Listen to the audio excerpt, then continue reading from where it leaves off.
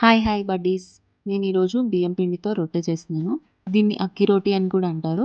దీనికోసం నేను క్యారెట్ తురిమేసుకొని, అలాగే కొంచెం అల్లం, కొత్తిమీర, పచ్చిమిర్చి సన్నగా కట్ చేసి పెట్టుకున్నాను.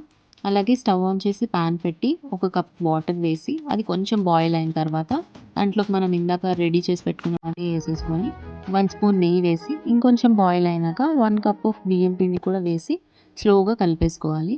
అది మొత్తం బాగా మిక్స్ అయిపోయినాక స్టవ్ ఆఫ్ చేసేసి మూత పెట్టేసి 5 మినిట్స్ పక్కన పెట్టేయాలి.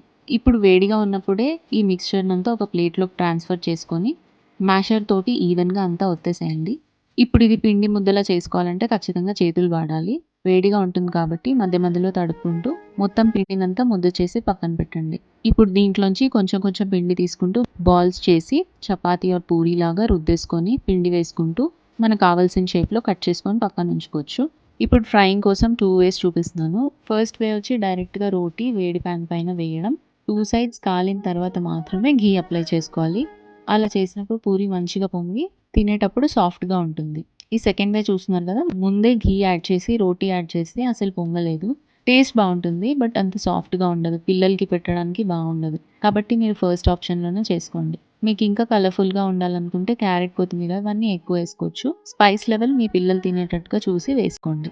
మీ పిల్లలకి రెడ్ కలర్ ఉంటే కూడా ఇష్టపడతారు అనుకుంటే బీట్రూట్ కూడా తురిమి వేసుకోవచ్చు. తప్పకుండా ట్రై చేయండి, మీ పిల్లలకి నచ్చుతుంది.